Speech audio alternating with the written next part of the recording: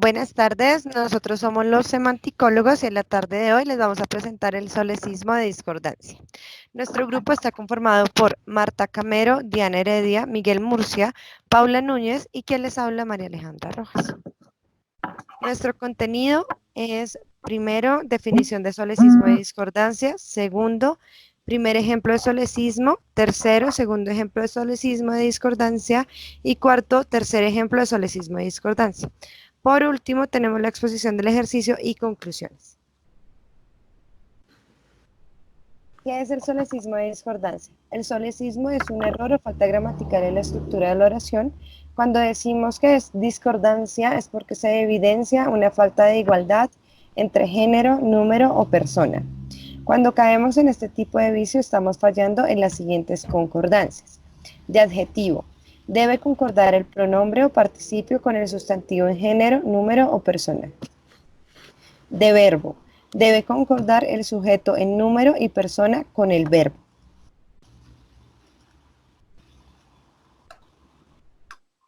Nuestro primer ejemplo fue encontrado en un periódico regional, en el Heraldo.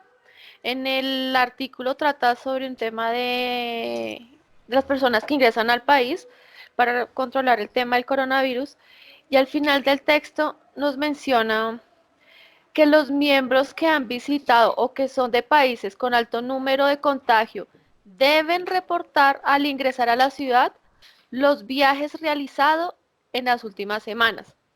¿Qué error encontramos en esta última oración? Encontramos un error de número entre el sustantivo viajes, ya que está en plural, y el verbo, que en este caso funciona como un adjetivo realizado, porque quedó en singular. Nuestra propuesta de corrección sería: al ingresar a la ciudad, los viajes realizados en las últimas semanas.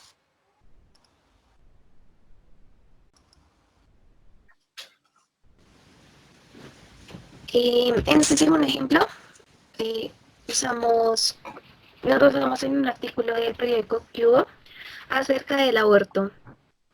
En este artículo dice la siguiente frase: así las cosas, las reglas del aborto en Colombia seguirá rigiéndose bajo las tres causales existentes.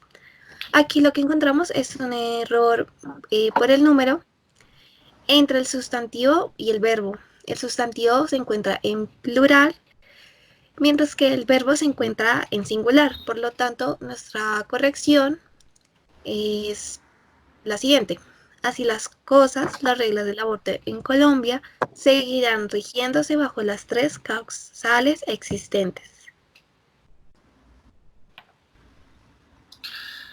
Bueno, el tercer ejemplo, también extraído del mismo artículo, dice: los juristas señalaron que no daban aval a la ponencia por ineptitud de demanda. Por ello, además, se declararon inhibida. Aquí vemos un error, es de tanto de número como de género entre la primera parte, que es se declararon, siendo este se referencia a los juristas, o sea, que está en masculino y plural; inhibida, que funciona como adjetivo y está en singular y femenino. Entonces, la corrección que se daría sería: los juristas señalaron que no daban aval a la ponencia por ineptitud de demanda. Por ello, además, se declararon inhibidos.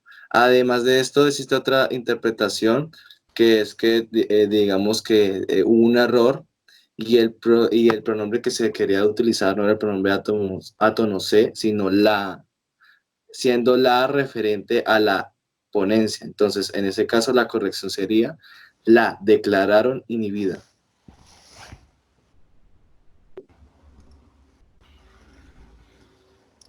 Bueno, nuestro ejercicio es una actividad que se basa en unas preguntas, las cuales tienen 4 opciones y se debe escoger la correcta, una entre las 4, que debe ser la correcta. Nuestro ejercicio se va a realizar en una plataforma de juegos que se llama Kahoot. Las instrucciones son unirse al juego desde los celulares de uno de los integrantes del equipo o de todos, si lo prefieren, ingresar el código que se indica, ingresar los nombres de usuarios y comenzar a jugar y aprender.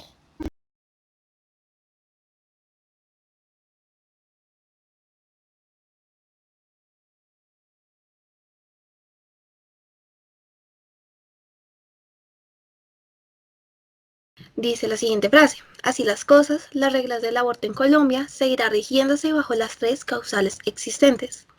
Aquí lo que encontramos es un error por el número entre el sustantivo y el verbo. El sustantivo se encuentra en plural, mientras que el verbo se encuentra en singular. Por lo tanto, nuestra corrección es la siguiente: así las cosas, las reglas del aborto en Colombia seguirán rigiéndose bajo las 3 causales existentes.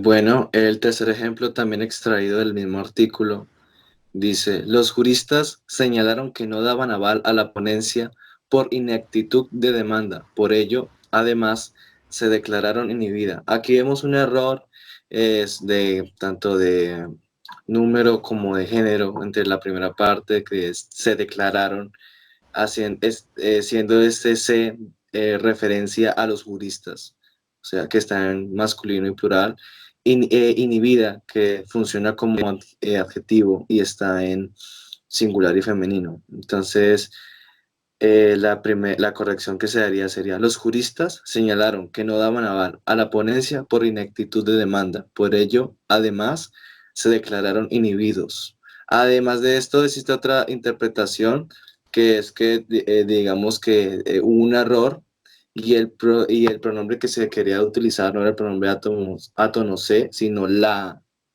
siendo la referente a la ponencia. Entonces, en ese caso, la corrección sería la declararon inhibida.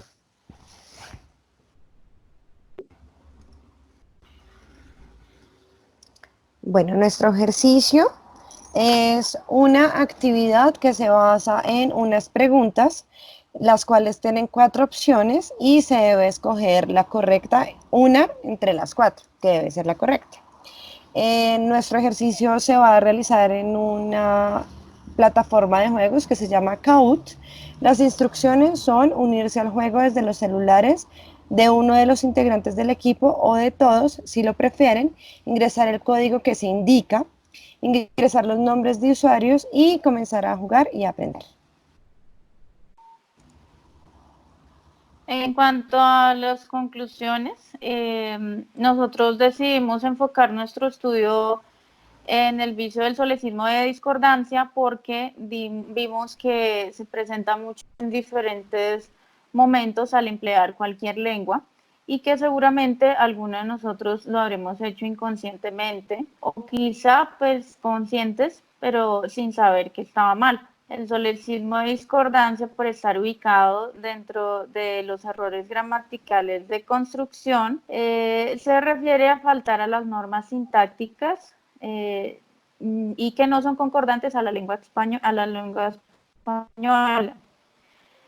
Por eso es importante aclarar que para redactar o leer un texto, nosotros ya como estudiantes de lenguas modernas debemos estar en la capacidad de ser muy críticos y reflexivos en cuanto a todas las exigencias que se nos presentan actualmente sobre el uso adecuado del lenguaje.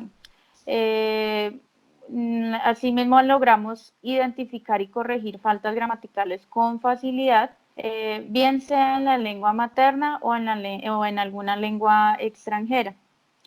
Concluimos además que por más que provengamos de ciertas culturas, donde seguramente se utilizan algunos errores gramaticales, como el mencionado, nosotros debemos propender por aplicar las bases teóricas aprendidas para así generar un estilo comunicativo muy profesional. Eso es todo. Muchísimas gracias por la atención prestada.